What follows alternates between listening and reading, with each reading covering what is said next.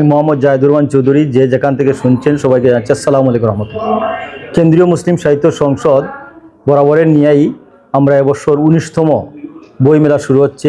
এবারের বইমেলা উৎসর্গ করা হয়েছে কেন্দ্রীয় মুসলিম সাহিত্য সংসদের সাবেক সভাপতি আমাদের সবার শ্রদ্ধেয় কবি রাগিব হোসেন চৌধুরীকে। কেন্দ্রীয় মুসলিম সাহিত্য সংসদের বইমেলা এবারের শুরু হবে 8 তারিখ থেকে শুরু করে 16 তারিখ পর্যন্ত। এই বইমেলায় আমি সবাইকে অনুরোধ করব, আপনারা সবাই আসবেন, আপনার প্রিয়জনকে নিয়ে আসবেন, বিশেষ করে কোমলমতি ছাত্রছাত্রীকে নিয়ে আসবেন। আপনাদের প্রতিবেশী, আপনাদের আত্মীয়স্বজন, আপনাদের শিক্ষা প্রতিষ্ঠানের এবং আপনার পরিচিত শিক্ষা প্রতিষ্ঠানের ছাত্রছাত্রীদেরকে যদি সেই সুন্দর বই উপহার দেন, বইয়ের বিভিন্ন স্টলগুলো পরিদর্শন দেখান, তাহলে দেখবেন এই ছাত্ররাই কিন্তু এই বইয়ের প্রতি আকৃষ্ট হবে।